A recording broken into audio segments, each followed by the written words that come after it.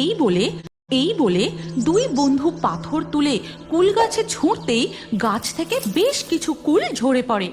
নাড়ু, অনেক কুল পড়েছে রে, তাড়াতাড়ি কুড়োই চল। কি আমার কুল বাগানের কুল এইভাবে ছড়িয়ে পড়ে আছে? নিশ্চয় কেউ কুল পাড়তে এসেছিল, গাছে পাথর ছুঁড়ে কুল পেরেছে দেখছি। ঠিক তখন দুপুর 3:30। কেউ কোথাও নেই। একটা কাক কা কা করতে করতে উড়ে চলে গেল। গোপাল নাড়ুদের বাড়ির কাছে এসে নাড়ুর ঘরের জানলার বাইরে দাঁড়িয়ে নাড়ুকে ফিসফিস করে ডাকতে থাকে। এই নাড়ু, নাড়ু, ঘুমিয়ে পড়লি নাকি রে? তাড়াতাড়ি বাইরে আয়, আজ ওইখানে কুল পাড়তে যাব। নাড়ু তার ঘরে চুপ করে শুয়ে ঘুমোনোর ভান করছিল। গোপালের আওয়াজ পেতেই সে উঠে জানলার কাছে যায়। আচ্ছি দাঁড়া, মা পাঁচিল গলে ঘুমোতে, চুপি চুপি বেরোতে হবে। এই কথা বলে নাড়ু চুপি চুপি ঘর থেকে বেরিয়ে পড়ে। আর দরজার আওয়াজ পেতেই নাড়ুর মা শুনতে পেয়ে যায়। এই, লুকিয়ে লুকিয়ে কোথায় যাচ্ছিস? তার মানে তুই ঘুমোসনি এতক্ষণ? ঘুমোনোর নাটক করছিলি? ফিরে আয় বলছি, না হলে সন্ধ্যাবেলা তোর বাবা ফিরলে সব বলবো, তখন বুঝবি। এই রে, মা ডেগে গেছে। এই গোপাল, তাড়াতাড়ি পালিয়ে চল, আমার মা ডেগে গেছে। এবার কি হবে রে? পালা পালা পালা, তাড়াতাড়ি পালা। এই কথা বলে নাড়ু ও গোপাল দুই বন্ধু মিলে দৌড়ে সোজা গিয়ে পৌঁছায় ক্ষান্ত বুড়ির বাড়ির উঠানে। নাড়ু, ক্ষান্ত বুড়ি মনে হয় এখন ঘরে ঘুমোচ্ছে। এই সুযোগ, আজ আমরা বুড়ির কুল গাছ থেকে অনেক কুল পারবো। তাড়াতাড়ি পাথর কুড়িয়ে বুড়ির কুল গাছে ছোঁড়। ঠিক আছে, তবে এই দেখ আমার হাতের খেল। এই বলে নাড়ু ও গোপাল পাথর কুড়িয়ে নিয়ে ক্ষান্ত বুড়ির কুল গাছে ছুঁড়তে থাকে, কিন্তু একটাও পাথর কুল গাছে লাগে না। তুই একদম নিতানা লাগাতে পারিস না। এই দেখ, এই পাথরটা ছুঁড়ে আমি 10টা কুল পাইবো। এই বলে নাড়ু পাথরটা জোরে ছোঁড়ে, কিন্তু সেটা কুল গাছে না লেগে সোজা গিয়ে পড়ে ক্ষান্ত বুড়ির কুঁড়ে ঘরের চালে। আর সেই আওয়াজে, এই কে রে, কে বাইরে? আমার কুল গাছে পাথর ছুঁড়ছিস? দাঁড়া তো দেখি একবার। এই রে, ক্ষান্ত বুড়ি জেগে গেছে। তুই এমন পাথরটা ছুঁড়লি সোজা ক্ষান্ত বুড়ির ঘরের চালে পড়লো। এবার কি হবে? কি আবার হবে? ক্ষান্ত বুড়ি বেলানোর আগে আমরা এখান থেকে দৌড়ে পালাই। চল। এই কথা বলা মাত্রই নাড়ু ও গোপাল দৌড়তে দৌড়তে বাঁশ বাগান পার করে গিয়ে পৌঁছায় এক কুল বাগানের সামনে। এই নাড়ু, ওই দেখ কত কুল গাছ। হ্যাঁ, তাই তো দেখতে রে, কিন্তু এই জায়গাটার ব্যাপারে তো আমরা আগে জানতাম না। কত সুন্দর লাল লাল কুল। চল, এখানে কেউ নেই, আমরা মজা করে কুল খাবো। এরপর নাড়ু ও গোপাল কুলবাগানের ভিতরে ঢুকতেই সেখানে তারা দেখে মাটির উপর একটি মস্ত বড় কুল। এই নাড়ু, দেখছিস কত বড় কুল? বাবা রে বাবা, কত বড়! এটা কুল নাকি কুলের বাড়ি? হ্যাঁ রে, তাই তো দেখছি। তুই বেশি শব্দ করিস না, তাড়াতাড়ি পাথর কুড়া। এই বলে দুই বন্ধু পাথর তুলে কুল গাছে ছুঁড়তেই গাছ থেকে বেশ কিছু কুল ঝরে পড়ে। নাড়ু, অনেক কুল পড়েছে রে, তাড়াতাড়ি কুড়োই চল।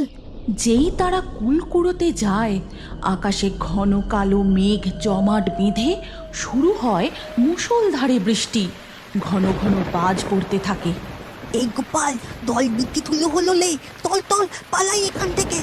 দুই বন্ধু সেখান থেকে দৌড়তে শুরু করে। তারপর বাঁশ বাগান পার করে তাদের পাড়ায় ফিরে আসে। এই গোপাল, এখানে তো একটুও পিত্তি হচ্ছে না রে। কি ব্যাপার বলতো? সত্যি বড় অদ্ভুত ব্যাপার। এই নাড়ু, সন্ধে হয়ে আসতে চললো, চল এবার আমরা বাড়ি ফিরে যাই। এই বলে দুই বন্ধু যে যার বাড়ি ফিরে যায়। এরপর ধীরে ধীরে রাত হয়ে যায়, আর ওদিকে তখন চাঁদের আলোয় সেই কুলবাগানে দেখা যায় ওই মস্ত কুলটার মধ্যে থেকে এক ডাইনি বেরিয়ে আসে। কি আমার কুল বাগানের কুল এইভাবে ছড়িয়ে পড়ে আছে? নিশ্চয় কেউ কুল পাড়তে এসেছিল, গাছে পাথর ছুঁড়ে কুল পেরেছে দেখছি। একবার যখন আমার কুলের বাগানের হদিশ পেয়েছে, বেটারা আবার আসবে। আমাকে কিছু একটা ব্যবস্থা করতেই হবে। এই বলে ডাইনি তার মস্ত কুল বাড়ির মধ্যে ঢুকে যায়। তারপর তার উনুন জেলে কি যেন একটা তৈরি করতে থাকে। হ্যাঁ, তৈরি হয়ে গেছে। এবার আমি গিয়ে সবকটা কুল গাছের গোড়ায় গোড়ায় এটা ছড়িয়ে দিই। এই কথা বলে ডাইনি তার বাগানে বেরিয়ে তার সব কটা কুল গাছের গোড়ায় ওই জলটি ছড়িয়ে দেয়। এরপর ধীরে ধীরে সকাল হয়ে যায়। নাড়ু ও গোপাল স্কুলে তার বন্ধুদের ওই কুল বাগানের কথা বলে। আজ আমরা সবাই স্কুলের ছুটির পর ওই কুল বাগানে কুল পাড়তে যাবো, ঠিক আছে? স্কুলের ছুটির ঘন্টা করতেই তিতলি, নাড়ু, গোপাল, বানি সবাই মিলে যায় ওই কুল বাগানে। তারপর আরে এখানে কত কুল গাছ, আজ তো আমি অনেক কুল খাবো। এই গোপাল তাড়াতাড়ি কুল পাড়। এরপর নাড়ু ও গোপাল পাথর ছুঁড়ে অনেক কুল পারে। তারপর তারা সেই কুল কুড়িয়ে খেতেই বাহ, কি সুস্বাদু, কি মিষ্টি কুল। এর আগে এমন কুল আমি কখনো খাইনি। তুই ঠিক বলে তিত, এই কুলে একটুও টক নেই। হ্যাঁ সত্যি। তারা সবাই মিলে পেট ভরে কুল খেতে থাকে। যত খায় ততই যেন তাদের মন আর ভরে না। ওদিকে ওই মস্ত কুল বাড়ির ভিতর ডাইনি বসে বসে খা খা, আরো কুল খা। যত খাবি তত তাড়াতাড়ি।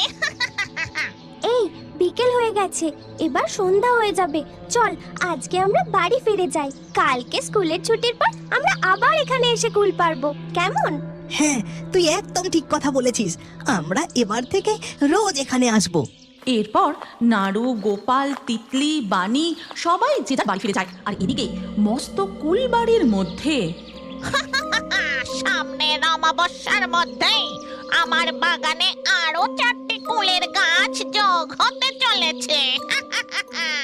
এর পরের দিন স্কুলের ছুটির পর নাড়ু, গোপাল ও তার বন্ধু বেশ ক্ষান্ত বুড়িও তাদের ওই কুল বাগানে।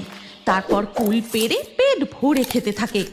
এই দেখে ক্ষান্ত বুড়ি, এই ব্যাপার, এরা নতুন কুল বাগানের সন্ধান পেয়েছে, তাই এই ক্ষান্ত বুড়ির টক মিষ্টি কুল ভুলে গেছে। যাই, বাড়ি ফিরে যাই। মনে মনে এই কথা বলে ক্ষান্ত বুড়ি তার বাড়ি ফিরে যায়। এরপর ধীরে ধীরে রাত নেমে আসে। ওদিকে অমাবস্যার ঘুটঘুটে অন্ধকারে ডাইনি আমার কুলের বাগানে আরো 4টি কুলের গাছ যোগ হলো।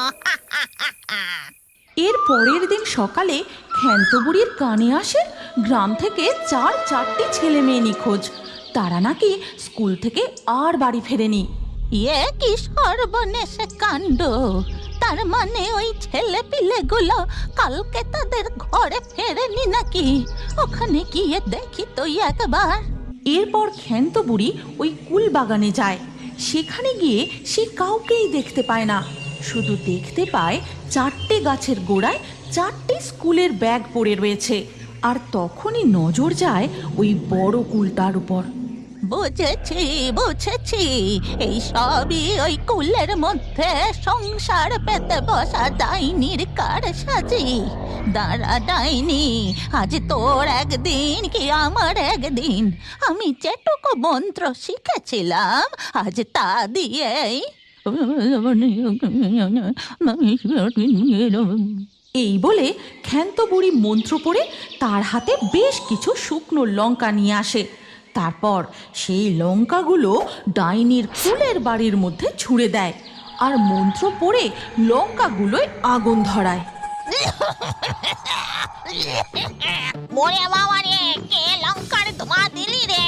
থামা, লঙ্কা পোড়ার ধোঁয়া বন্ধ কর। কাস্তে কাস্তে ডাইনি বাইরে বেরিয়ে আসে। তখন ক্ষান্ত বুড়ি বলে, এক্ষুনি ছেলে পুলেদের মুক্ত কর, না হলে আজ এক্ষুনি আমি তোকে। তোমরা এত বড় সাহস বুড়ি, তুই আমার বাড়ির মধ্যে লঙ্কা পোড়া দিস? এবার আমি তোকে। তবে রে, তোর এত বড় সাহস! এই বলে ক্ষান্ত বুড়ি বিড়বিড় করে মন্ত্র পড়ে একটি জবা ফুল প্রকট করে। তারপর ডাইনের গায়ে ছুঁড়ে দিতেই ওরে বাবা রে বাবা, ওরে বাবা রে বাবা, বুড়ি তুই আমায় ছেড়ে দে। এরপর ডাইনি আগুনের তেজে ভস্ম হয়ে যায়।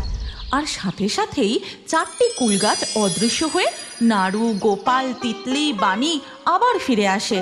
চল বাচ্চারা, এবার বাড়ি ফিরে চল।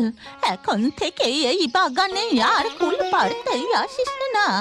আমার গাছের কুল পেকে মাটিতে পড়ে নষ্ট হচ্ছে। তোরা যখন ইচ্ছে তখনই আমার গাছ থেকে কুল পেড়ে খাস, কেমন? আমি তোদের আর বকবো না। আর মনে রাখিস, লোভে পড়ে কোনো অচেনা জায়গায় যাওয়া উচিত নয়। বড়দের কথা শুনতে হয় বাবা। এরপর থেকে গ্রামের সকল ছেলেপুলেরা ক্ষান্ত বুড়ির কুল গাছ থেকে কুল পেড়ে মজা করে কুল খেতে থাকে। তুমি কি জানো, তোমার নামও আমাদের কার্টুন ভিডিওর মধ্যে থাকতে পারে?